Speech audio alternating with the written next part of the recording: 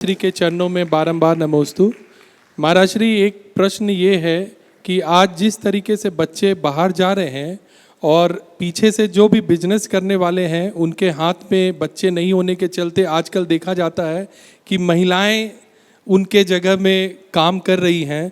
तो ऐसा अक्सर छोटे छोटे शहरों में ये देखने को आ रहा है कि जो महिलाएं हैं वो बिजनेस में आ रही हैं और जो महिलाएं नहीं आ पाती हैं उनके मन में बड़ा कुंठित भाव रहता है कि आजकल सब महिलाएं तो व्यापार करने लगी, हम लोग क्या करें, यही समझ में नहीं आता है।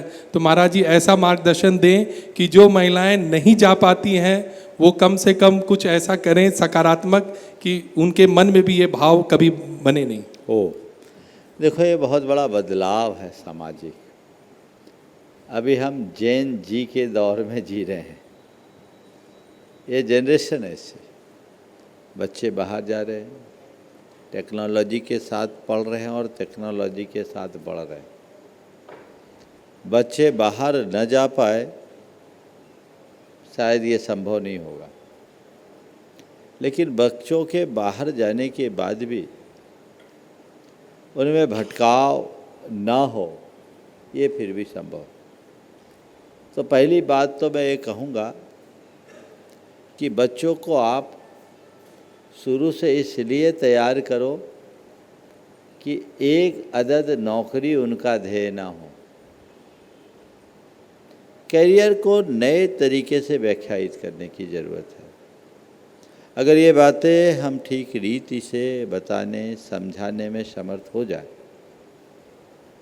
तो बच्चे पढ़ लिख कर के अपने पैतृक व्यवसाय को बहुत अच्छे से संचालित भी कर सकते हैं।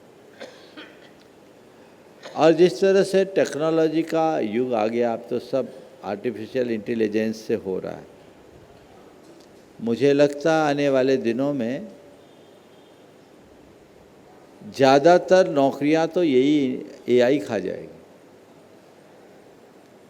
बस वे ही लोग जीवित रहेंगे जो काम हाथ से ही होता है। इसलिए हमें उन सब बातों को भांपते हुए अपने बच्चों को प्रेरित और प्रोत्साहित करना चाहिए। जहाँ तक महिलाओं के व्यवसाय में भागीदारी का सवाल है, अगर पारिवारिक जिम्मेदारी पूरी हो गई तो व्यावसायिक भागीदारी बुरी बात नहीं है, लेकिन इस बात को कभी भूलना नहीं चाहिए कि पति पत्नी दोनों अगर व्यापारी बन जाएंगे तो पति पत्नी नहीं रह पाएंगे। फिर दोनों के बीच में पैसा आ जाएगा, और रिश्तों के बीच जब पैसा आ जाता है तो उनकी मिठास खो जाती। सबको ये तय करना है कि हमें क्या चाहिए, कोरा पैसा अथवा संबंधों का माधुर्य, शांति, प्रसन्नता, आनंद, ये तय करना है।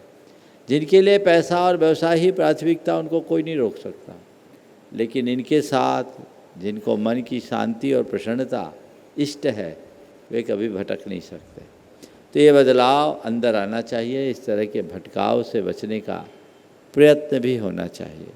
अगर ज़रूरत है तो करें। अब क्या करें, कोई काम नहीं है तो बहुत काम घर बैठे आप कर सकती हैं। साधना का काम कर सकती हैं, उपासना का काम कर सकती हैं, समाज सेवा का काम कर सकती हैं। बहुत कुछ काम किया जा सकता है। आज की महिलाएं तो बहुत पढ़ी लिखी है, क्यों ना वो अपनी प्रतिभा को सही दिशा में नियोजित करें। केवल व्यापार हमारे जीवन का ध्येय नहीं होना चाहिए। उसे ये बात को ध्यान में रखना चाहिए कि वो एक गृहिणी है, एक माँ है, एक बहू है, वो परिवार की एक प्रमुखा है, कोई ट्रेड यूनियन की मेंबर नहीं। जब ये बात उनके मनोमस्तिष्क में अंकित होगी तभी ये बात ठीक हो पाएगी। दूसरों की देखा देखी में वे अपने जीवन का सारा ताना बाना बिगाड़ देंगे।